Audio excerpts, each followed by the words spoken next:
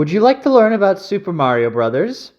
Super Mario Brothers is the game that made Mario famous. It is also the first game for Nintendo Entertainment System, plus it features the first appearance of Princess Peach, Toadstool, King Bowser, Koopa, and other characters. Mario and Luigi save Peach from Bowser for the first time in this game. This game is so popular it had 2 sequels and a lot of spin-offs as well. There was even a TV series and a movie based on it. Yes, Super Mario Brothers was a cartridge-based video game, so I guess at some point every copy stopped existing. So you'll never be able to play it ever again. Goodness gracious. I mean, this is kind of a rough generalization right here. Because, the second one is sometimes not in the ground or in water. It's just in the air. Or, outside, I don't know why you're making such a weird thing. Third is a sky world. Not technically incorrect, I guess. I mean, it's more like you're on mushrooms and, the other stuff on a drug trip. But, hey. The third and sixth worlds are nocturnal, but the other worlds are diurnal? Why the fuck are you using that word? Just say it's daytime. What are you trying to prove here? Alright. The very famous and catchy music, I mean, that's very subjective, but okay, you got me right there, was composed by Koji Kondo. I like this. You got a very specific date, kind of less specific than just 1987. 1987. I mean, I'm not going to blame that. And the external links, so we got nothing related to the game itself. You got the official site for Super Mario Sunshine, which this is not. You got a link to the Mushroom Kingdom fan site, which is still around actually, as far as I know. But again, that's kind of a weird thing to link. And then just Super Mario Brothers. I'm not going to click on it. This is just a fan site that's like one page. It hasn't been updated since like 2006. Yeah, great job there. The classic game is widely considered to have been the first side-scrolling platform game of its kind, except it isn't. Disregarding a lot of other early examples, there's Pac-Land, That wasn't exactly not well known, or I guess it wasn't as well known as this, but you know what I mean. Anyway, huge, bright, expansive worlds. You got me there. That changed the way the video games were played, created, and perceived. I've said that in the wrong order. Not technically incorrect. There is a more advanced version of this game known as Super Mario Bros. 3. So up here you called it a direct sequel. What's going on here? You can't do that. You can't claim both. It's one or the other. Never mind that this is entirely different, from just the fact that it's a sequel. That you can't really call it a more advanced version. I don't get it. All right, we got some game mechanics now. Mario's primary attack was simply leaping on top of his enemies, which had killed the Mushroom Traders, Goombas, and send the turtle soldiers known as Koopa Troopas into their shells. And then we don't mention that there's other enemies, because there's other enemies. I guess these are the only 2 in the game. Oh, I didn't know that. I guess I was just hallucinating the rest of them. I've seen this a couple of times in all these old ones. People keep calling it Fiery Mario. I don't know where this name came from, because when I was a kid, no one called it Fiery Mario. We just called it Fire Mario. I mean, maybe it's just because it's a Canadian versus American thing, but I'm pretty sure that maybe this is just an internet thing. This persisted, too, for, years. This is, 2003. Or, sorry, I'm stupid, 2004. And this persisted until, 2007, I swear. I don't know where this name came from. I miss, this is something that's forgotten about in a lot of modern Wikipedia articles. I love it when we just come up with dumbass articles like this, release dates. Obviously now you just put that in the little info box on the right at the top of the screen, every Wikipedia article ever. But no, apparently we had to put these just on a separate thing. I'm sure the graphs or whatever, bar entry or table or asshole that exists now is already there. But we come up with weird articles or weird sections of our article like this, and then enhancing the game or re-releasing it. What a weird thing to say. Oh well. Oh, we fixed it. I don't know if it was in the previous revision, but we figured out that the cartridges still exist. Oh, thank God for that. Mario could then kick the shells into other enemies, which dispatched them quite nicely. But conversely, could also bounce back and hit him.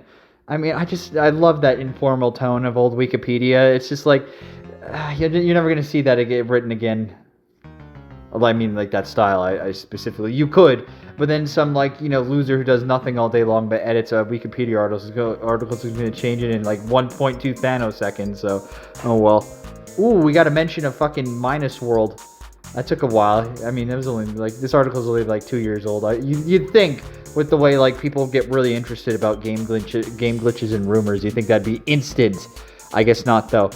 All right. Oh, here we go.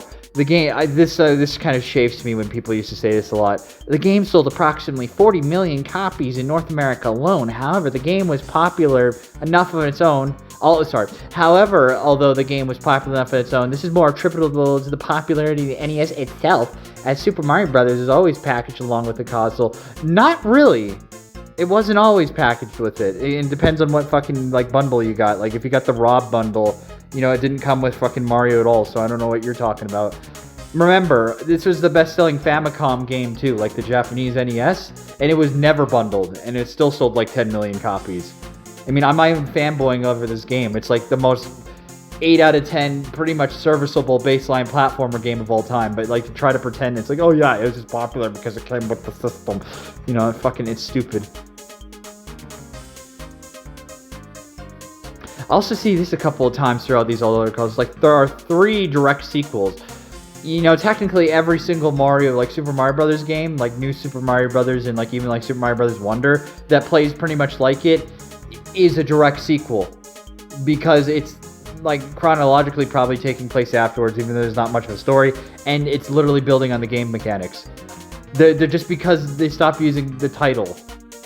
I mean, you can call a sequel, you can have a sequel with a different title. I don't get it. Oh, yeah, I remember the trivia sections. Oh, these were the days. I remember the ones for, like, Toy Story that, like, went, like, for fucking hours. And I thought that was the best thing ever. And then one day after I went back to the article, like, I must have discovered this website, like, 2005. And, like, I went back, like, 2006, and all the trivia sections were gone, and I just felt empty inside. But we got some real humdingers right here. Super Mario Brothers released in Japan on the 13th of September, 1985. A Friday the 13th. Woo! Woo! Oh, that's spooky. Ooh, we're getting some related links. Lists of NES games. You know, instead of linking maybe to the next games in the series, or even better, the series itself, because there ought to have been like an article based off the series itself by this point. Surely. I didn't check, so I could be entirely wrong, but you know. Oh, look, we got some more external links we've updated. We removed the Super Mario Sunshine one, thank God, but we replaced it with another fucking fan site. And I don't even think this one exists. I've never heard of this one before. Or if I did when I was like 8 browsing the internet, I don't remember it. Sad. Shit, fuck, crap, damn, hell, ass, bitch. Oh, see, we're doing a little bit better now. I mean, All Night Nippon and Super Mario Brothers is this game, so I don't really think it needed a whole new article. But, you know, that was just the kind of the culture at the time. So you're getting there. That is, in fact, a related link. And these are, like, you know, it's a little bit better. And, you know, I don't know why you just don't want to link to, you know, the series again itself. But, hey, what do I know? Oh, this is what I'm talking about. The title screen of Super Mario Brothers has gone down in video game history. Where did it go down? Like, across the street? Behind the Taco Bell? I don't know. You got to be a little bit more specific than that. Oh, looks like we decided to be a little less formal here. We could just say night and day, because, you know, that's what people use the English language for, to communicate with each other and not try to sound smart. I like this explanation here, because this is technically not incorrect. You know, just judging from what I remember of how the game works and stuff like that, and, like, my memory of assembly coding. But it's just funny that, like, this is, like, you know, you could just dump this kind of stuff in, like, sourceless, because you'll notice, I think you've all noticed by now, there's no citations. So you could just dump stuff like this, and people are like, yeah, it's good, bro. You know, you just trust me on it. You got this. You know, my brother who works at, like, for his uncle who works for Nintendo told me that's how it works. So just trust me, guy. Ooh. Oh, I almost forgot. This level is sometimes claimed to be a myth, but it does exist, although it can be difficult to reach. I think by, like, September 2004, everybody knew the Minus World existed. Like, this isn't something that, like, happened well after the game came out. People knew of the Minus World, at least in America, by, like, 1988. Like, the very first issue of Nintendo Power mentions it. And I think, I've never seen it myself, but apparently there's a Japanese VHS that, like, about game tips from, like, 1986 that brought it up. So, like, not even a year after it came out. So, you know, there was plenty of proof that it existed. It's not like this hidden mythical thing. It's not like the fucking unicorn fountain from Ocarina of Time. Dating from the time of the original Super Mario Bros. NES ROM. Or you could just say dating to the time the game was fucking released. Why are you typing it like that? Urban legend claim that in some levels, such as 3-3, by exploiting pulleys, it is possible to jump over the flag. I mean, that's always been a rumor, to be fair. I think just being a child, or just existing, you're going to play the game and think, I wonder if I can get over that flag. It's something, I think it's just built into us as a human species we want to do. Oh, well. And here's, again, this is just funny, just describing some glitch. I've seen this glitch a billion times in tasks of the game, but, why are you bringing it up here? Who the hell cares? Oh, we got a qualifier now. Is widely considered to have been one of the first side-scrolling platform games of its kind. You're getting there. We're getting there. Oh, I like this one, though, right here. Super Mario Brothers was the first of 4 games made by Nintendo on their 8-bit consoles. No, the first of their 4 games, it was, released in 1983 in Japan. I think it was Donkey Kong Jr. Popeye. And I think that Go Moku game. So, literally, 2 years. More than 2 years before this. Yeah, do your research, buddy. Oh, yeah, I forgot. We don't have to do that. Who the hell knows what citations and sources are? Oh, and I love this. This is one of my favorite things right here. I'm actually going to read this all out because I feel I need to. In 1986, Nintendo released the Japanese exclusive Super Mario Bros. 2, which followed the same game as its predecessor with a few graphical changes. The Lost Levels, as the game became known in America, was much more difficult than the original. For these reasons, along with the fear the American and European markets would not buy the game, well, the European market's not going to buy the game because no one fucking had an NES, buy the game because of its remarkable similarity to the original title, took a pre-existing game called Doki Doki Panic, changed the 4 playable, vaguely Arabian characters in this game that has nothing to do with what the article is actually talking about, and I'm just going to keep going on and on and on. Oh my goodness, you really need to know about this if you need to know about this game in particular. Am I right? Oh, now you're talking. Absolutely need to know. Goomba group strategy. I'm learning a lot. I'm sure I've learned a lot about strategy looking at whatever that screenshot showed. We definitely need to know about Gray Goombas in World 8-4. Completely important and necessary information. The popularity of the game was unprecedented. It ushered in a new era of console-based gaming, wrestling domination from Atari. Well, no, Atari was fucking dead by that point, basically. They just fucked themselves hard because the game crashed. There was no one to wrestle domination from. Nintendo just kind of yeah, we're just showing up here and we're going to take over now because we're not going to explode dramatically like that. Also, I always wondered if, that kind of later thing about people wondering when this game came out, when that started, because all these early articles just point to it 1985, when the NES launched or roughly around it. I don't know when everyone decided it didn't launch with the system. It wasn't part of the test run. I have no idea when that started because I personally just don't remember that ever being a thing people talked about. People try to claim it's been debated for years. No one did. Everyone assumed it was a launch title. For a more complete list of bugs and glitches in Super Mario Bros., see Biscuit's Super Mario Bros. Trick page. It never occurred to me how long Biscuit's been the thing. I don't know if I'm even saying his name right, but if you know anything about TAS videos, he's been around forever. Oh, and this is what I mean when I said you could just throw any shit on here and you didn't have to worry about having to actually cite it. In 2005, David Victor, sorry I said that wrong, I have no disrespect, discovered the only known exit to World-1 thus far. It involves running into both a blooper enemy character and a red fish enemy character, because apparently we don't know we know what a blooper is, but we don't know what a Cheep Cheep is. At the same time, near the pipe at the end of the level, if this is achieved, Mario will die and restart at the middle of World 1-2. Oh, this feat was witnessed by many, but has not yet been video recorded. Citation needed. Sure. I just trust me, bruh. Trust me. Oh, here we go. And this is an actual glitch, but again, who the fuck said Little Fiery Mario? Was this from the manual? Because I know the American manual, there was stuff calling the Goombas Little Goomba, something stupid like that. Oh, we still have this I got moved down to trivia. All right.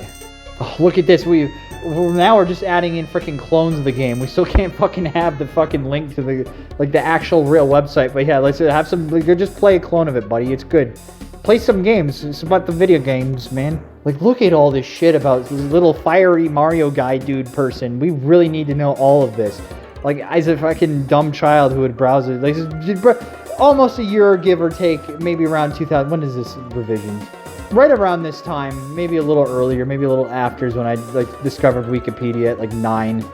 And I was, like, kind of going on there and being, like, reading up dumb shit like this. I would just be reading this. I'd be, like, be having fun. And then you get into this part of the, like, the article and just be like, oh yeah, this is interesting. And you get to stuff like this and you're just like, and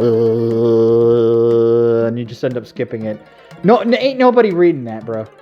Oh, but look at all these games you can play. A full clone of the game in JavaScript. Well, Jimmicky Jillikers, that sounds great. Oh, and another fan site. Sure, why not? Oh yeah, I like this one. Super Mario Bros. Is one of the NES games featured in the GameCube game Animal Crossing. However, Nintendo has yet to release an official means of unlocking it and most likely never will. Yeah, do you think they're gonna fucking let you play one of their old games for free? Super Mario Bros. For free officially by Nintendo? Are you kidding me? Are you slapping me in the face? Are you twisting my nipple? What do you think? God forbid that in a game that you already bought new for like $60 in 2002, that they will ever let you play a old game of theirs that they weren't officially selling in any form at the time for free. What are you kidding? Are you fucking crazy, man? And imagine thinking IGN matters at all, like when like these things. I mean, to be fair, you still fucking see them like, you know, retrospective appraisal. You know, IGN has called this game the third greatest game to start someone eating their foot in all time. Like, no one fucking cares what these people think. No one gives a fucking shit about what game journalists think. I mean, they only cared about like then because people were a lot less privy to the fact that these people are bullshit, and were probably paid off by this point too. Goodness gracious.